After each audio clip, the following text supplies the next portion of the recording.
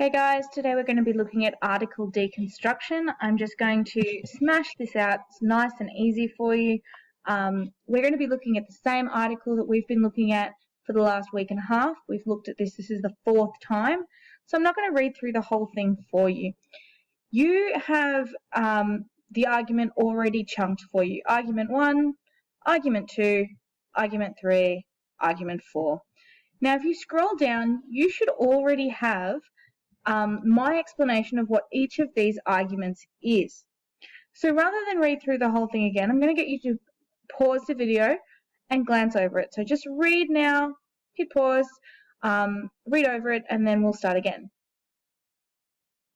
Okay, I'm assuming you've unpaused me, you've read the article, I don't have to go over it again.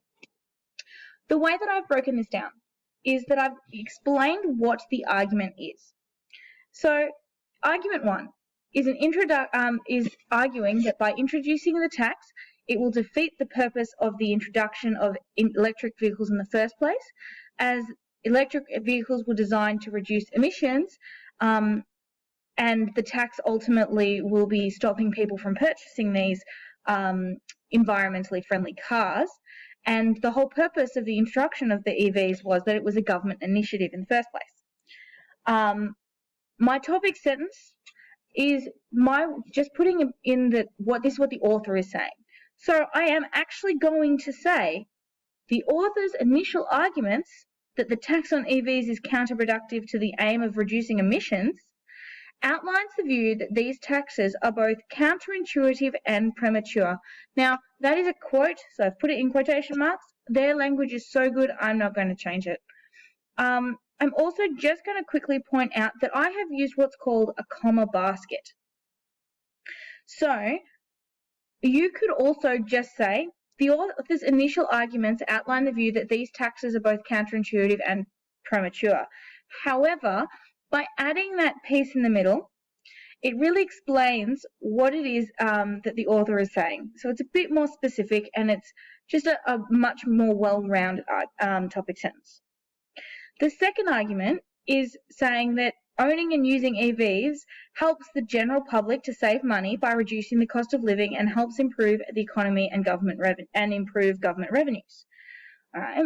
So my second topic sentence would come as the next paragraph, because when we write our paragraphs, you write them in argument order. So building on from the attack on the intention of the EV tax, Zimmerman, again, I'm mentioning the author, Zimmerman reinforces the purpose of the development and use of EVs by highlighting the financial benefits to both the individuals, companies, and the government.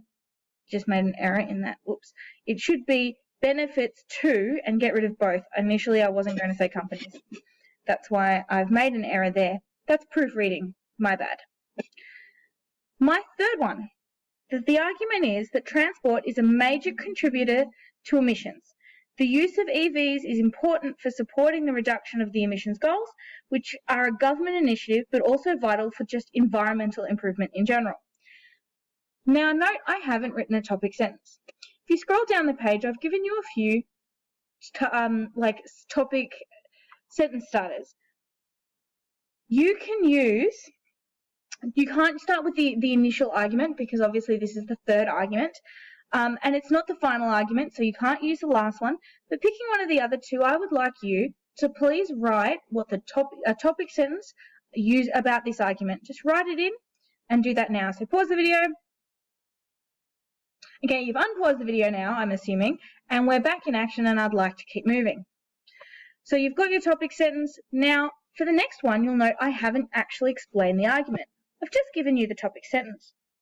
So, to conclude the article, Zimmerman presents alternative options to the EV tax that would encourage the use of the more environmentally friendly transportation option, appealing to the government to continue supporting the development and use of more sustainable transport options. Again, a few grammatical errors in there. Can you fix them up for me as you go?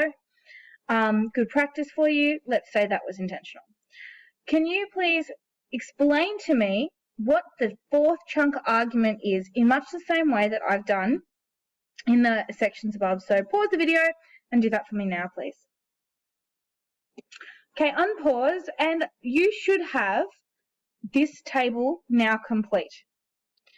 All right, I believe that I've given this to you. If not, you can just sort of pause and fill in the details as you go down from the video. This is the information that you will have done when you were annotating.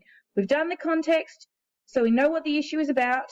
This one is addressing South Australia, but it's also occurring in Victoria. We've looked at the contention of the piece. We know who the author is.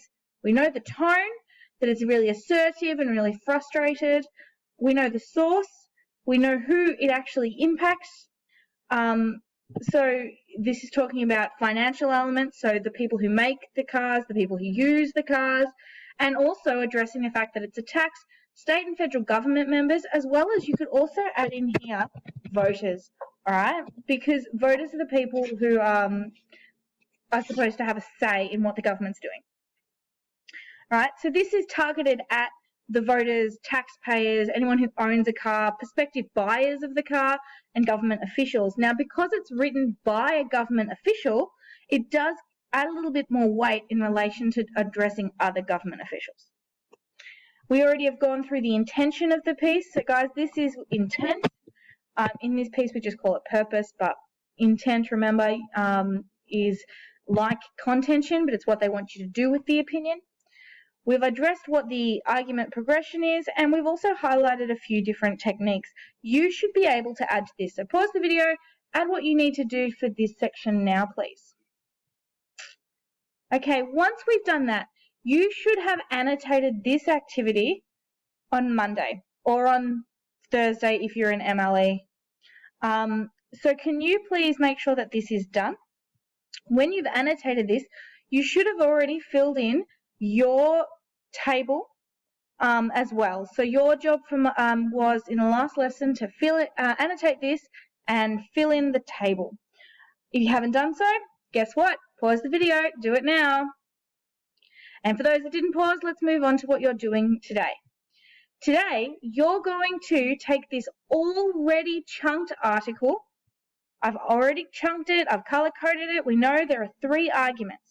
I would like you, please, to explain what the argument is. From your annotations, tell me what the language devices are. Now, if you don't know that it's emotive language, metaphor, simile, that's okay. What I want you to do is highlight really powerful language. Remember when we talked about this last time, we talked about the word supposed, all right? So you can actually talk about the fact in the first 2 arguments that they use the word supposed or supposedly. And then you tell me what the implication of that is. What does it imply when they say suppose? All right. Once you've done that, you get to the most important thing that we do. Remember when we talked last week about intended effect, very briefly, that this is all that really matters. You need to tell me what the author is trying to lead their audience to think, feel, do, or believe. So if they're saying supposedly, they want the audience to believe a specific thing. You need to tell me what.